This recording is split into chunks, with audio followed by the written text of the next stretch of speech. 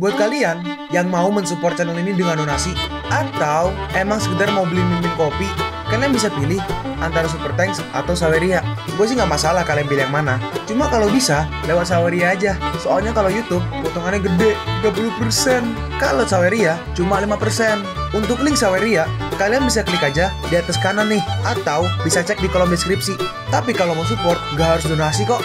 Dengan kalian nonton sampai habis dan memberikan like pada video ini, itu udah ngebantu banget buat support channel ini. Oh iya, kalian juga bisa join nih ke grup Telegram komunitas cerita manhwa yang baru. Untuk linknya gue tampilin di layar ya. Tapi kalau malas ngetik, cek aja kolom deskripsi. Di sana kalian bisa sharing nih topik seputar manhwa dan kawan-kawan, dan juga ketemu teman baru.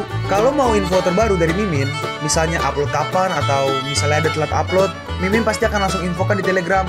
Makanya jangan lupa join ya. Gak perlu berlama-lama lagi, kita mulai aja ceritanya.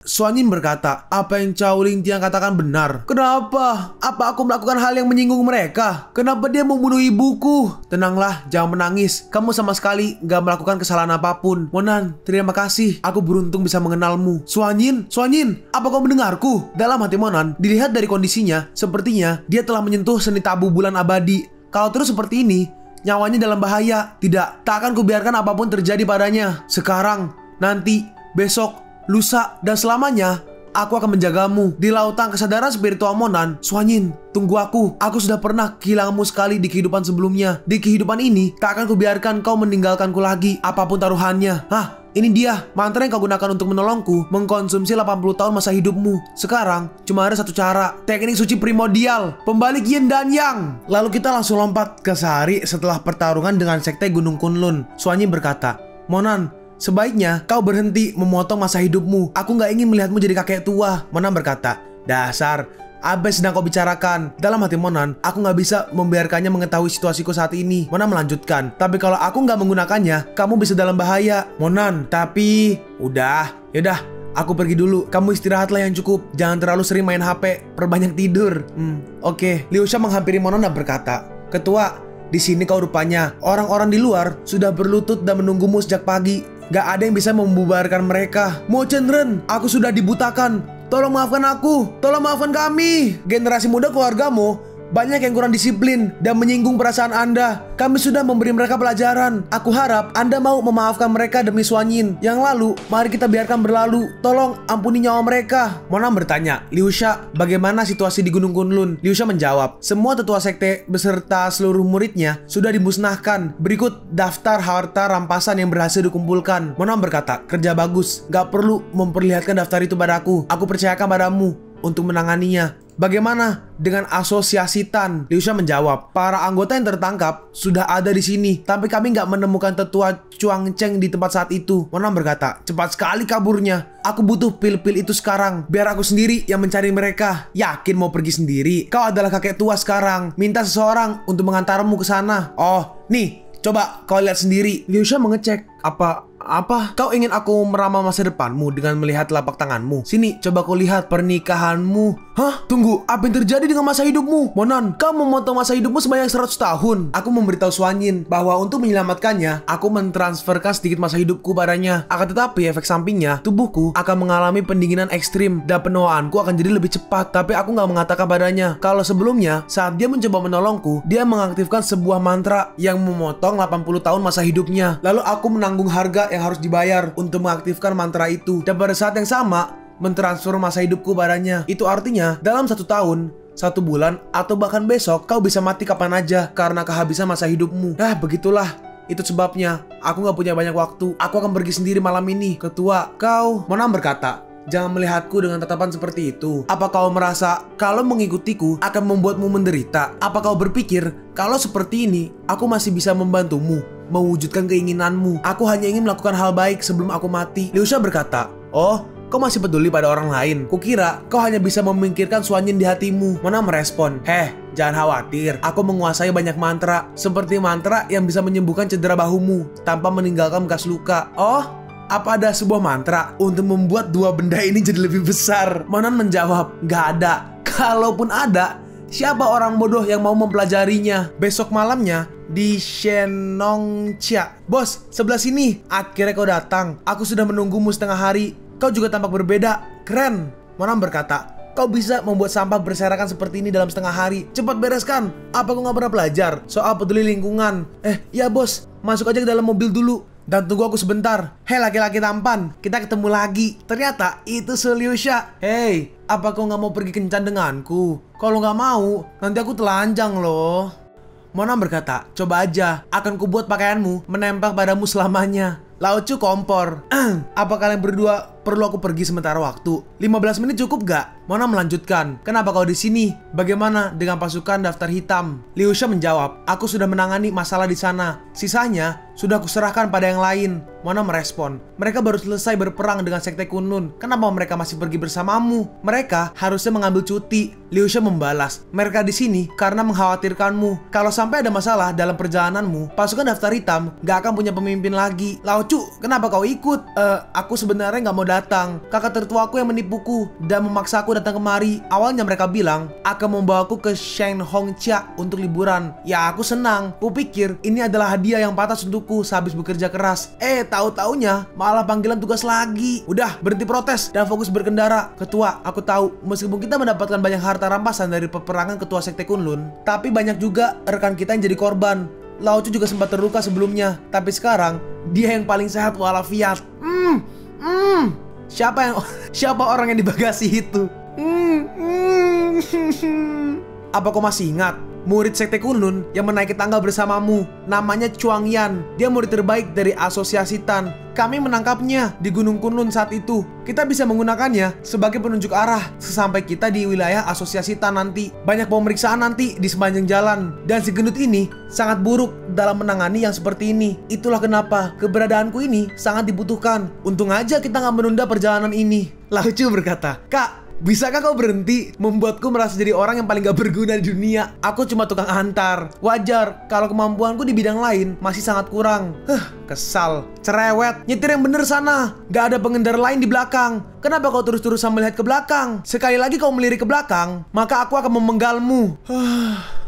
Suanyin, kau udah sadar? Makanlah dulu. Bibi membuatkan bubur untukmu. Apa yang kalian lakukan di sini? Di mana Monan? Lalu Suanyin melihat pesan yang dikirim Monan. Tulisannya, aku pergi ke Shenongxia. Aku mungkin gak bisa menjawab panggilan selama beberapa hari. Tapi jangan khawatir, orang-orang dari daftar hitam akan menjagamu dari belakang. Kau bisa menemui Suliusha kalau butuh sesuatu. Suanyin langsung pergi. Suanyin, kau mau kemana? Kau masih butuh istirahat. Cepat kembali. Dalam hati Suanyin, aku punya firasat buruk. Kakak Monan pasti menyembunyikan sesuatu dariku. Aku harus bicara dengan kakek Huang Fu. Lalu kita berpindah ke kediaman Jenderal Huang Fu. Jenderal Huang Fu berkata, kalau begitu, situasinya sangat serius. Secara paksa, menggunakan level sihir setinggi itu dengan basis kultivasimu yang sekarang, tentu itu akan mengakibatkan efek samping yang sangat besar. Tapi kau nggak apa-apa sekarang. Itu artinya, Mona mentransfer efek samping yang harusnya kau tanggung ke dalam tubuhnya. Dia pasti sedang dalam kondisi yang sangat buruk sekarang. Dia pergi ke Shenongxia untuk menemui Asosiasi Tan. Dia mungkin membutuhkan ramuan untuk memperpanjang masa hidupnya. Suanyin bertanya, tapi apa ramuan dari Asosiasi Tan itu benar-benar bisa memulihkannya? Huang Fu menjawab, sulit untuk menebaknya. Tapi jangan khawatir, dengan basis kultivasi Monan, kondisinya saat ini tak akan secara langsung mengancam nyawanya. Adapun soal metode cracking itu, Sekretaris Chang, masuklah. Apa perintah Anda? Kakek Huang Fu berkata, tolong batalkan semua agendaku sampai besok lusa. Dan siapkan helikopter untukku.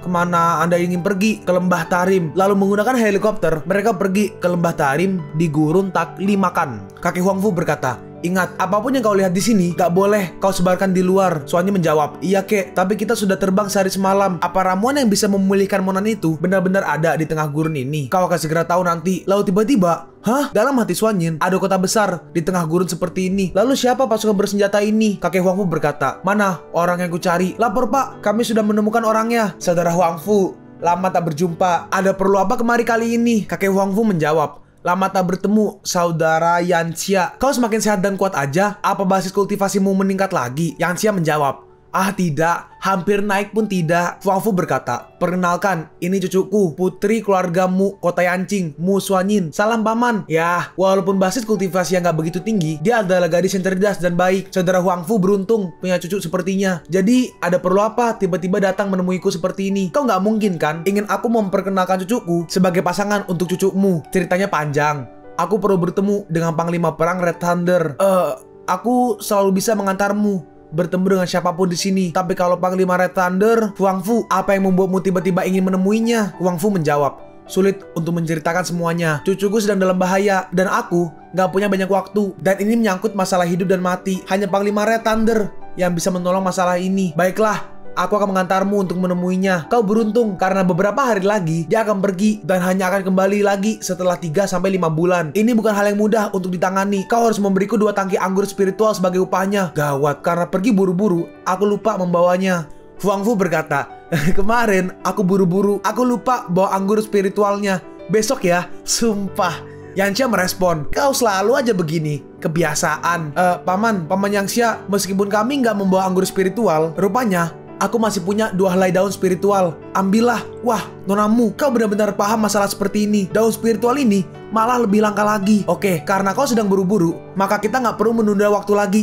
Ayo, dan mereka pun sampai di sebuah seperti perkotaan. Tunggu sebentar di sekitar danau. Aku akan kembali sebentar lagi. Dalam hati Xuan Yin, gak kusangka orang di sini sangat memandang berharga daun spiritual. Kak Monan, kau emang hebat. Kak Monan, bertahan dan tunggulah. Kami akan segera menemukan cara untuk memulihkanmu. Bagaimanapun caranya, aku akan menyelamatkanmu. Lalu tiba-tiba muncul sesuatu dari air. Hah? Apa itu? Ada sepasang mata di dasar danau itu. Yanxia berkata, oh, aneh. Biasanya dia tidak menunjukkan diri. Tumben hari ini dia bergerak. Semuanya beres. Kita bisa menemui Panglima Perang Red Thunder. Mereka pun pergi ke sebuah kapal sebelah sini. Nah, dari sini loncat aja, kakek Huang Fu berkata. Xuan Yin, ayo pegangan yang erat. Oke. Yanxia berkata, Panglima, aku sudah mengantarkan mereka padamu. Oh, itu mereka. Terima kasih kerja kerasmu. Dalam hati Xuan Yin, orang ini di mana aku pernah melihatnya? Kakek Huang Fu berkata, Panglima Perang, cucuku memiliki penyakit langka. Kumohon, bantu aku menyembuhkannya. Oh, kemarilah biar kulihat. Dari warna rambutnya, kalian ingat seseorang gak sih guys? Lalu Panglima Red Thunder mengeluarkan sebuah seperti cermin. Nona, teteskan darahmu ke cermin ini. Setetes saja. Oke, dalam hati Xuan Yin, orang ini rasanya nggak asing. Lalu Xuan Yin meneteskan darahnya.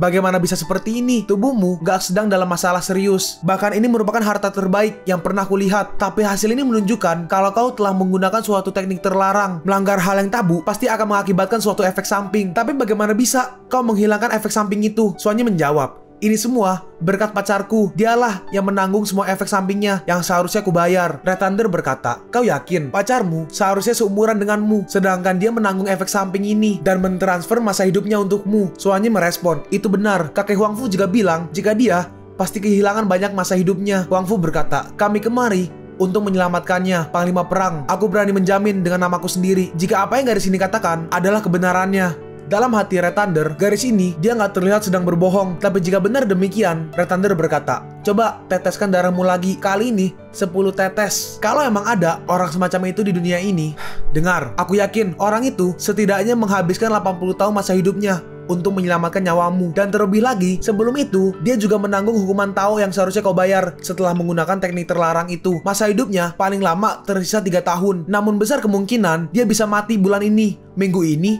atau bahkan besok. Soalnya sedikit flashback. Dasar, kalau aku nggak menggunakannya, kamu bisa dalam bahaya. Untuk menyelamatkanmu, aku perlu mentransfer sedikit masa hidupku padamu. Ya, efek sampingnya, aku mungkin akan menua lebih cepat. Aku mungkin akan jadi kakek-kakek dalam beberapa tahun aja. Xuan Yin berkata, Panglima Perang, bisakah Anda menyelamatkannya? Anda pasti bisa kan? Tolong selamatkan dia. Aku nggak ingin dia mati.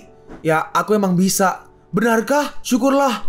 Asalkan Anda bisa menyelamatkannya, aku janji akan melakukan apapun. Aku siap menjalankan perintah apapun darimu. Baiklah, aku cuma punya satu syarat. Aku hanya ingin kau menikah dengan anakku. Nggak bisa. Apapun selain itu. Uang, iya. Berapa uang? Uang yang Anda butuhkan 100 juta. 100 juta pun gak masalah. Aku hanya gak bisa menikah dengan anakmu. Huang Fu berkata, Panglima Perang, bukankah syarat tadi terlalu memaksa? Yanxia berkata, mau bagaimanapun, garis ini kemari untuk menyelamatkan lelakinya. Permintaan ini sama sulitnya seperti menghidupkan orang yang mati. Jenderal sepertimu pasti memahami ini kan? Nona, putraku seumuran denganmu. Dia punya sifat yang baik. Meskipun dia nggak menguasai seni bela diri ataupun kultivasi, aku yakin dia akan memperlakukanmu dengan sangat baik seumur hidupmu. Aku juga tidak akan memaksa. Kalau kau setuju, tinggallah di sini. Tapi kalau kau menolak, silahkan pergi. Aku jamin, anakku akan membahagiakanmu seumur hidupmu. Tinggallah di sini kalau kau setuju. Tapi jika tidak, maka silahkan pergi. Nona, kau bisa mempertimbangkan ini selama 100 hari, atau kau juga bisa mencari cara alternatif lain. Hanya saja, aku takut kekasihmu itu gak akan bisa menunggu lebih lama lagi. Kakek Huang Fu bertanya, Xuan Yin, gimana? mau pulang aja. Suanyin berkata, Panglima Perang, bagaimana Anda bisa menjamin kalau Anda bisa menyelamatkannya? Dengar, inti masalahnya adalah orang itu menanggung hukuman Tao yang seharusnya ditimpakan padamu, yaitu berkurangnya masa hidup 3 tahun setiap harinya. Dia hanya perlu mengkonsumsi suplemen yang kaya akan kandungan kehidupan untuk mengembalikan masa hidupnya yang terkuras. Biarkan dia memakan obat ini. Dengan begitu, masa hidupnya yang terkuras akan ditebus kembali. Aku yakin kau nggak akan bisa menemukan obat ini di tempat lain di dunia ini. Dalam hati Suanyin, Kak Monan selalu membantuku dari balik layar. Ini waktu yang tepat bagiku untuk membantunya. Suanyin berkata, baiklah, aku bersedia. Lalu Panglima Red Thunder memberikan sebuah obat. Dia berkata, bagus sekali, aku sangat menghargai keputusanmu. Kau pasti akan menjadi menantu yang baik untukku. Mulai sekarang, aku akan tinggal di sini. Dan setelah aku menjemput putraku, kalian akan menikah. Suanyin berkata, kakek, tolong. Huang Fu merespon, tenanglah, aku pasti akan memberikan obat ini padanya. Suanyin, kuakui, menjadi menantu seorang panglima perang juga bukanlah hal yang buruk. Iya, terima kasih kek. Maaf, aku kelelahan dan ingin langsung istirahat. Baiklah kalau begitu, kuserahkan anak ini padamu. Huang Fu pun pergi. Dalam hati Huang Fu, panglima perang Red Thunder, kenapa kau melakukan ini? Saat ini, keadaan anak itu pasti benar-benar menyedihkan. Kamonan, Suanyin gak akan bisa melihatmu lagi. Siapapun, tolong katakan, apa yang harus aku lakukan? Seseorang berkata, Panglima Perang, saya belum pernah mendengar kalau Anda sebenarnya punya anak. Bukankah Anda masih lajang? Dia merespon, kau nggak tahu apapun. Nah, yo. Sebelum aku datang kemari, aku punya seorang putra dan seorang putri. Hanya saja, kami sudah sekian tahun gak pernah bertemu lagi. Kalau dihitung-hitung, putraku harusnya sudah berkuliah sekarang. Oh, benar juga. Mungkinkah yang Anda maksud itu adalah Xiao Yu kecil yang pernah Anda katakan saat mabuk waktu itu? Xiao Yu adalah nama putriku. Udah, sudahlah, jangan terlalu dipikirkan. Selain itu, mau sampai kapan kau di sini? Keluar! Oh iya, Panglima Perang. Kita berpindah ke Monan. Dalam hati Monan, aku penasaran bagaimana keadaan Suanyin sekarang. Meskipun aku sudah menugaskan Dark List atau daftar hitam untuk menyamar sebagai tenaga medis untuk menjaganya, tapi bisa jadi masalah kalau sampai dia kabur dari rumah sakit. Atau haruskah aku meminta Su Liuxia untuk menanyakan keadaan di sana? Lupakan. Dark List atau daftar hitam pasti melaksanakan tugasnya dengan benar. Aku nggak perlu khawatir. Liuxia bangun. Lalu tiba-tiba mobilnya seperti melindas sebuah batu dan mobilnya berguncang. Mona menahan Liuxia. Mona berkata, Liuxia, kau mengantuk. Lao Chu menghentikan mobilnya. Aku akan duduk di samping Lao Chu agar kau bisa berbaring di sini. Nggak usah. Aku sudah segar. Maaf ya mengganggu kesenangan kalian para ketua. Tapi dari sini mobil kita udah nggak bisa melintas. Mona berkata, Lao Chu, lepaskan Chuan Yan. Biar dia yang menunjukkan jalan. Dalam hati Liuxia, benar-benar ya. Bukankah normalnya dia meminjamkan pahanya sebagai bantal untukku? Lao Chu berkata, sebelumnya biar ku peringatkan, kau nggak akan lebih menderita selama kau bisa berkata jujur. Sini kau, setuju nggak? Jawab. Liuxia bertanya, ketua, apa kau sedang memikirkan Suanyin? Mona merespon, oh, kau menyadarinya. Liuxia membalas, sangat mudah untuk mendebaknya. Emangnya siapa lagi yang ada di pikiranmu selain dia? Sebelum aku pergi, ku dengar dia pergi ke kediaman Jenderal Huang Fu. Para daftar hitam merasa kurang enak untuk mengejarnya sampai ke sana. Jadi aku menyuruh mereka kembali. Orang yang diikat melepaskan lakban mulutnya. Dia berkata, Senior, kau udah memukulku sejak turun dari mobil. Sebenarnya apa yang ingin kau tanyakan? Padahal tinggal tanyakan aja. Iya. Iya ya, sampai lupa seberapa jauh asosiasi Tan dari sini dan dari mana rute tercepat untuk pergi ke sana. Jadi aku dipukul sampai babak belur begini hanya karena dia keasikan memukulku. Orang itu menjawab, ikuti terus setapak ini dan turun tangga. Jalan terus sampai menemukan sebuah kuil. Oh, apa udah dekat dari situ? Belum. Setelah dari situ, lewati beberapa bukit sampai melihat sebuah sungai. Nah, setelah itu naik tangga lagi. Brengsek, tadi udah turun tangga. Kenapa naik lagi? Kau ingin mempermainkanku? Hei! Ayo jujur, kau mau bicara atau tidak? Belum selesai juga. Lalu tiba-tiba ada yang menelpon Monan. Mona mengangkat. Iya, halo, ada apa dek? Kenapa menelpon jam segini? Moyu berkata, kalau aku menelponmu, itu artinya ada hal penting yang perlu kubicarakan. Apa yang ingin kau bicarakan? Apalagi kalau bukan soal tahun baru Imlek yang akan sebentar lagi tiba. Apa yang akan kakak lakukan tahun ini? Apa yang akan kulakukan? Paling-paling sama seperti tahun-tahun sebelumnya. Sudah kuduga kau akan bilang begitu. Asal kau tahu, kakek ingin aku pulang untuk merayakan tahun baru Imlek di kampung halaman. Tapi ibu nggak mau. Aku sempat melihatnya mabuk dan tampak murung. Sepertinya ibu kepikiran ayah. Kalian pun sampai di penghujung video ini. Kalian mau tahu lanjutan chapter ini? Atau manhwa menarik lainnya? Makanya, jangan lupa subscribe biar kalian gak ketinggalan kalau gue upload video baru. Jangan lupa like, komen, dan share ke teman-teman kalian supaya channel ini bisa lebih berkembang ke depannya. Segitu dulu dari video cerita manhwa. Gua Sabik undur diri. See you on the next video. Zaijian!